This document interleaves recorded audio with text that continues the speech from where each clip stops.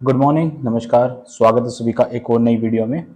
सुबह के 7 बज चुके हैं और हम आ चुके हैं आपके सामने एसएससी एमटीएस 2023 की एक और शिफ्ट लेके, जो कि आपका 6 सितंबर शिफ्ट 2 के अंदर जो आपका पेपर कंडक्ट हुआ था आफ्टरनून शिफ्ट में। आज हम उसका पूरा इंग्लिश का एनालिसिस करेंगे, किस तरह का आपका पेपर आया था, क्या क्या क्वेश्चंस उसके अंदर पूछे गए थे, क्या लेवल रखा था क्वेश्चंस का, वो सब हम आज इस वीडियो के अंदर डिस्कस आप लोगों के साथ करेंगे। तो बिना किसी टाइम वेस्ट के हम चलते हैं अपने फर्स्ट क्वेश्चन की तरफ। तो सबसे पहला क्वेश्चन आपसे पूछा गया था वो था parts of the sentence have been given an error. आपको एक एरर दिया गया है, आपको उस एरर को रेक्टिफाई करना है, आपको बताना है किस पार्ट के अंदर एरर है, वो आपको ऑप्शन सेलेक्ट करना है। Existentialism has a reputation for being anxious-ridden and gloomy, mostly because of its emphasis on pondering the meaningless of existence। तो यहाँ पे एक ऐसा एरर है जो कि कॉमनली आप नहीं पकड़ सकते। जिसको ग्रामर की डीप नॉलेज है वो ही इस एरर को ढूंढ सकता है। और जो एरर था आपका वो था मीनिंगलेस। मीनिंगलेस आपका एक एडजेक्टिव है, लेकिन आपको यहाँ पे नाउन का यूज करना है, तो मीनिंगलेसनेस आपका यहाँ पे आएगा। लेस के बाद आपको नेस भी लगाना है, मीनिंगलेसनेस ऑफ एग्जिस्टेंस, जिसकी वजह से जो आपका एरर है वो ऑप्शन 1 के अंदर हो जाएगा। यही आपका था इस क्वेश्चन का राइट आंसर। चलते हैं हम क्वेश्चन नंबर 2 की तरफ। जो सेकंड क्वेश्चन आपसे पूछा गया था वो भी आपका एरर से लिया गया था। आपको एक अंडरलाइन सेगमेंट दिया गया था, आपको बताना है इसको करेक्ट करके आप क्या लिख सकते हो। To preparing the vine for plant it should be cut back to 2 feet. Preparing the vine यहाँ पे नहीं आएगा, यहाँ पे आएगा preparing the vine for planting. तो ऑप्शन नंबर 4 हो जाएगा यहाँ पे आपका correct answer. To prepare the vine for planting it should be cut back to 2 feet. चलते हैं हम क्वेश्चन नंबर 3 की तरफ। क्वेश्चन नंबर 3 आपको बहुत इजी पूछा गया था, आपको एंटोनिम पूछा गया था। इनकोहेरेंट का आपको एंटोनिम यहाँ पे बताना था। इनकोहेरेंट का मतलब क्या होता है? बेतुका, जिसकी बातों का कोई मतलब ना हो वो होता है इनकोहेरेंट। तो इनकोहेरेंट का आपको एंटोनिम बताना मतलब विपरीत अर्थ बताना है। हम्बल होता है विनम्र। लूसिड होता है जिसका अर्थ स्पष्ट हो, जिसको आप इजीली समझ सके कि सामने वाला क्या कहना चाह रहा है, लूसिड पर्सन। रफ हो, आपको सभी को पता है, खुरदरा। जेन्युइन, जो कि पर्सन ऑथेंटिक हो, उसको लिए आप यूज कर सकते हो जेन्युइन। तो बेतुका का आपका यहाँ पे क्या हो जाएगा? जिसका स्पष्ट अर्थ हो, लूसिड। लूसिड हो जाएगा इस क्वेश्चन का राइट आंसर। तो क्वेश्चन नंबर 3 का ऑप्शन 2 हो जाएगा आपका बिल्कुल यहाँ पे करेक्ट आंसर। चलते हैं क्वेश्चन नंबर 4 की तरफ। क्वेश्चन नंबर 4 आपका अगेन एरर से लिया गया था। I want to give you an information about the missing of necklace. An information about the missing necklace, give you या फिर आई वॉन्ट टू। यहाँ पे आपको एरर को पकड़ना है। यहाँ पे भी जो एरर था वो इतना इजीली आइडेंटिफाई आप लोग नहीं कर सकते थे, क्योंकि यहाँ पे इंफॉर्मेशन दिया गया है। अब आप सब सोचोगे कि यहाँ पे वोवल की साउंड आ रही है, लेकिन नहीं, यहाँ पे एन नहीं आएगा, यहाँ पे आएगा आपका sum. I want to give you some information about the missing necklace. चलते हैं क्वेश्चन नंबर 5 की तरफ। क्वेश्चन नंबर 5 आपसे क्या पूछा गया? एंशियंट। एंशियंट का मतलब क्या होता है? एंशियंट का मतलब होता है कोई चीज जब बहुत ज्यादा पुरानी हो, उसके लिए हम यूज कर सकते हैं कि एंशियंट है। एंटीक क्या होता है? एंटीक भी सेम ही होता है कि आपका कोई चीज बहुत ज्यादा पुरानी हो, उसके लिए आप एंटीक यूज कर सकते हो। अनवोन क्या होता है? अनवोन होता है अनटच्ड, या फिर जिसको कभी यूज ही नहीं किया गया। कोई ऐसी चीज आपके पास है जिसको आपने कभी यूज ही नहीं किया, वो तो आपका अनवोन। कंटेम्पररी, कंटेम्पररी होता है ऐसी चीज जिसका जो संबंध है वो प्रेजेंट टाइम के साथ जुड़ा हुआ है, वो होता है आपका कंटेम्पररी। रिसेंट होता है जो जस्ट अभी अभी हुआ है, उसको बोला जाता है रिसेंट। तो इसका राइट आंसर हो जाएगा एंशियंट का एंटीक। चलते हैं क्वेश्चन नंबर 6 की तरफ। क्वेश्चन नंबर 6 आपसे क्या पूछा गया था? क्वेश्चन नंबर 6 आपसे एक अगेन हम बोल सकते हैं कि एरर से लिया गया था। They are sell their companies product to people. They are sell, are के साथ सेल नहीं आ सकता, यहाँ पे आएगा V1 plus ING। They are selling their companies product to people. तो यहाँ पे प्रेजेंट कंटिन्यूस का आपको यूज करना है। They are selling their companies product to people. चलते हैं हम क्वेश्चन नंबर 7 की तरफ। क्वेश्चन नंबर 7 जो आपसे पूछा गया था, आपको एक इडियम से क्वेश्चन लिया गया था। A ball of fire. A ball of fire क्या होता है? अ डल एंड इंस्पीड पर्सन, कोई डल और बिल्कुल सुस्त पर्सन नहीं। To be good and beneficial for someone, कोई ऐसा व्यक्ति जो दूसरों के लिए बेनिफिट का काम करे। अ टॉकेटिव पर्सन, एक ऐसा पर्सन जो बहुत ज्यादा बोलता हो, नहीं। An active and energetic person होता है अ बॉल ऑफ फायर। जो पर्सन बहुत ज्यादा एक्टिव हो, बहुत ज्यादा एनर्जेटिक हो, उसके लिए यूज किया जाता है अ बॉल ऑफ फायर। चलते हैं क्वेश्चन नंबर 8 की तरफ। क्वेश्चन नंबर 8 आपसे पूछा गया था अगेन आपका इडियम से लिया गया था, by living in rural area with access to the city she gets dash. By living in rural area के रहने के बावजूद भी उसके पास एक्सेस है सिटी का, वो सिटी जा सकता है, शी गेट्स डैश। तो उसको क्या है, मतलब कि उसके दोनों हाथों में लड्डू है। अब जब दोनों हाथों में लड्डू मतलब उसको दोनों तरफ से फायदा हो रहा है, वो रूरल एरिया में भी रह रहा है और सिटी का भी उसके पास एक्सेस है इजिली। तो मतलब उसका दोनों हाथों में उसके लड्डू है, दोनों हाथों से वो बेनिफिट ले रहा है। To keep an ear to the ground, to keep an ear to the ground का क्या मतलब होता है? तो keep an ear to the ground होता है जो दूसरों की बातों को बहुत ज्यादा ध्यान से सुने। मतलब हम बोल सकते हैं कि दीवारों के कान होते हैं, तो दीवारों के कान नहीं होते, लेकिन कोई पर्सन अपने कान लगा के दीवारों को दे रहा है। आप ये सोच सकते हो कि वो सुन रहा है क्या हो रहा है साइड में, उसका ध्यान अपने काम से ज्यादा दूसरों के काम पे है, उसको बोला जाता है to keep an ear to the ground. On cloud nine क्या होता है? ऑन क्लाउड नाइन होता है आपका जब आप बहुत ज्यादा खुशी में हो, बहुत ज्यादा आनंद में हो, तब आप यूज कर सकते हैं on cloud nine. In for a Penney, in for a pound का क्या मतलब होता है? In for a Penney, in for a pound. इसको आप जिसको इसका पता है वो कमेंट डाउन में करके बताना कि इसका मतलब होता क्या है। अगर आप लोग कमेंट में नहीं बता पाए तो मैं इसका नेक्स्ट वीडियो में सबसे पहला जो क्वेश्चन हम उठाएंगे यही उठाएंगे, in for a Penney, in for a pound का मतलब होता क्या है। और यहाँ पे जो आपका राइट आंसर हो जाएगा the best of both words, मतलब कि उसके दोनों हाथों में लड्डू है, the best of both words. चलते हैं क्वेश्चन नंबर 9 की तरफ। क्वेश्चन नंबर 9 आपका, एक सेकेंड, ये ऊपर नीचे कैसे हो गया, let me adjust the screen.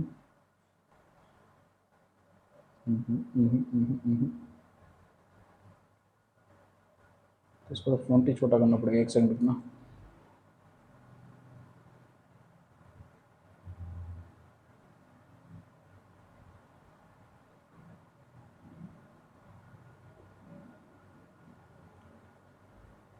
ये क्वेश्चन बहुत इंपॉर्टेंट था, इसलिए इसकी एक्सप्लेनेशन आपको समझनी बहुत ज्यादा जरूरी है, क्योंकि मोस्ट इंपॉर्टेंट क्वेश्चन आप इसको बोल सकते हो।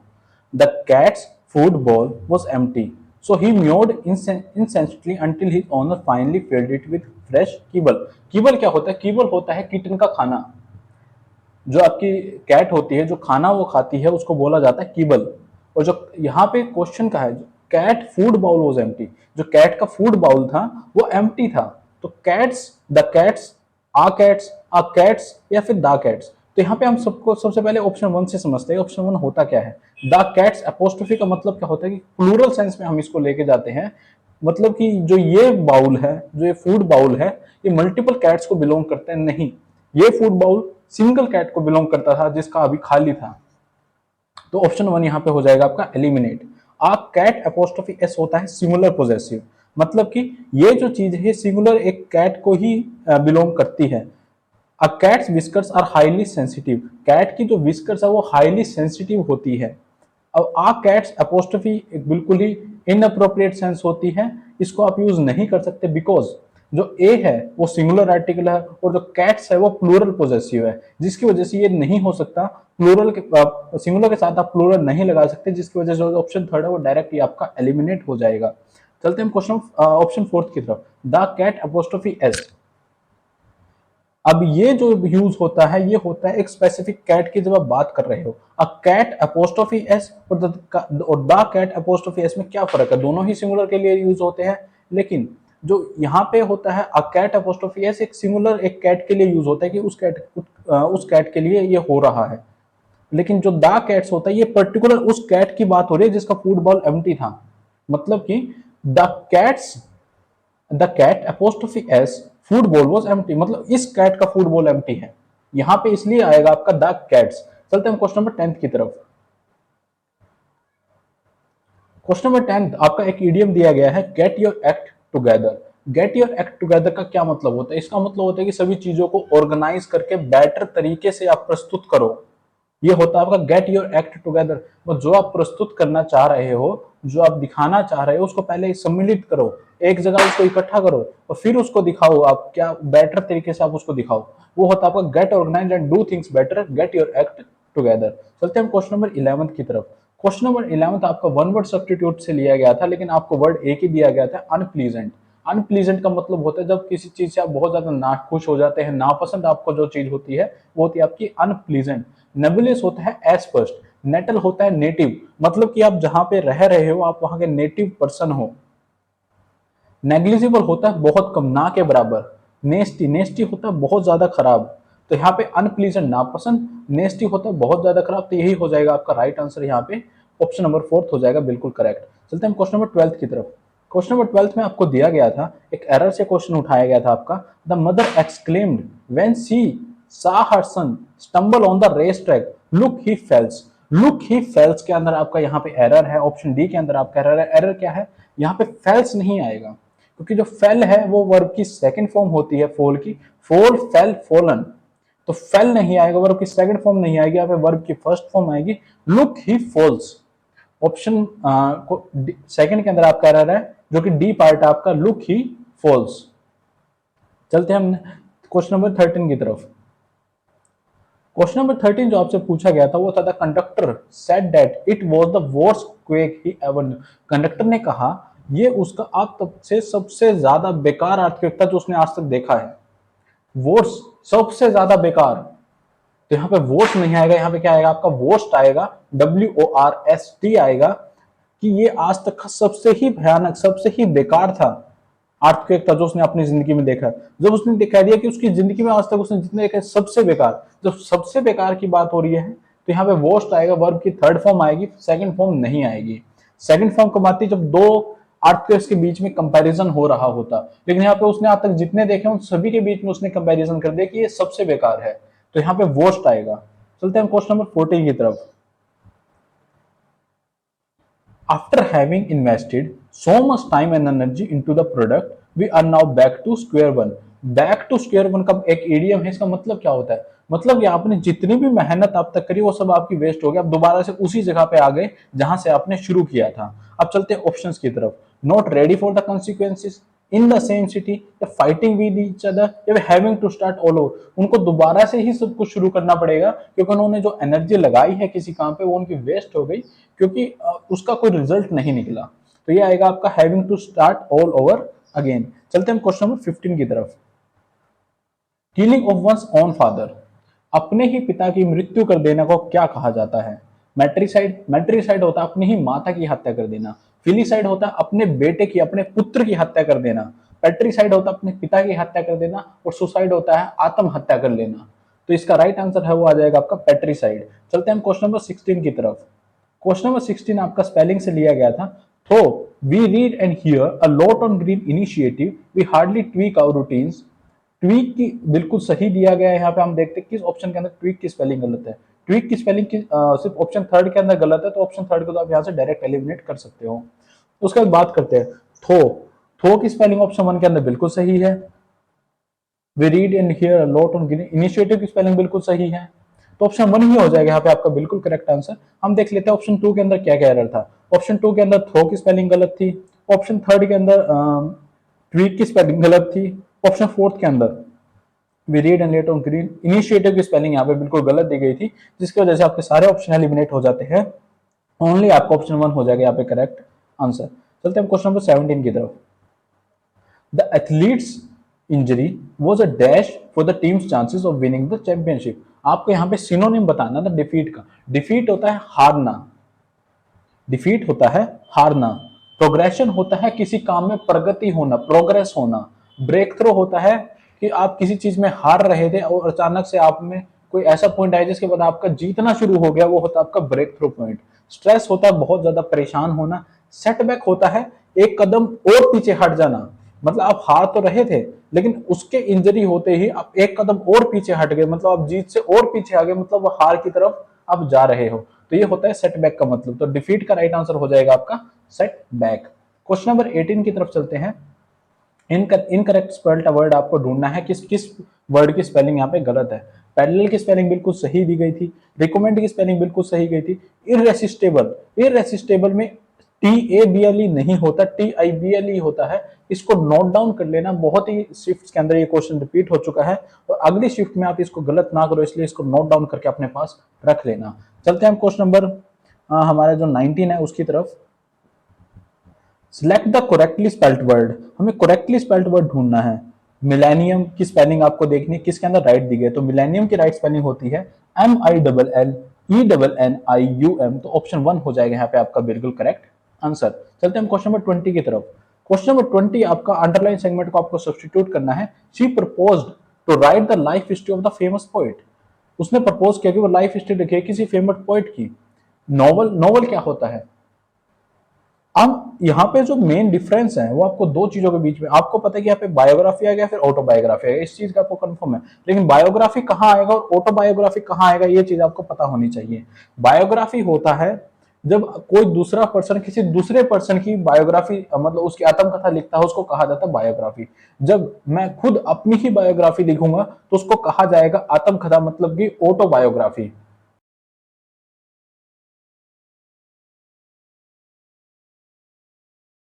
तो हम आ चुके क्वेश्चन नंबर 21 की तरफ। क्वेश्चन नंबर 21 में आपको एक पैराग्राफ दिया गया है। पैराग्राफ को आपको स्टडी करना है, आपको कुछ ऑप्शंस दिए गए हैं उनको आपको कवर करना है, आपको बताना है कौन सा ऑप्शन किस क्वेश्चन के लिए बेटर रहेगा।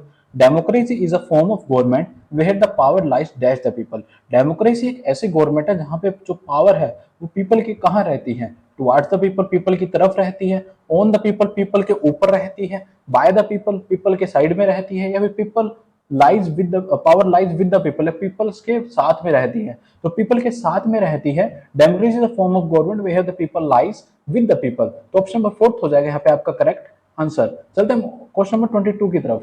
Question number 22, it it is based on the principles of equality, freedom and the rule of law. In a democratic society dash have the right to participate. Democratic society में किसको right होता है participate करने का decision making powers process में? Lawyers को होता है? नहीं। ह्यूमंस को होता है? पॉलिटिशियंस को होता है? या फिर सिटीजन्स को होता है? तो जो राइट है वो सिटीजन्स के पास होता है। In a democratic society citizens have the right to participate in the decision making process. चलते हैं क्वेश्चन नंबर 23 की तरफ। डैश डायरेक्टली और through elected representative.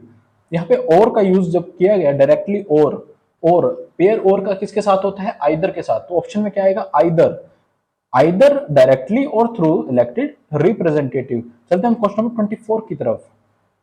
Question number 24, democracy also allows for the dash of individual rights and liberties. Democracy क्या करता है individual rights और liberties का?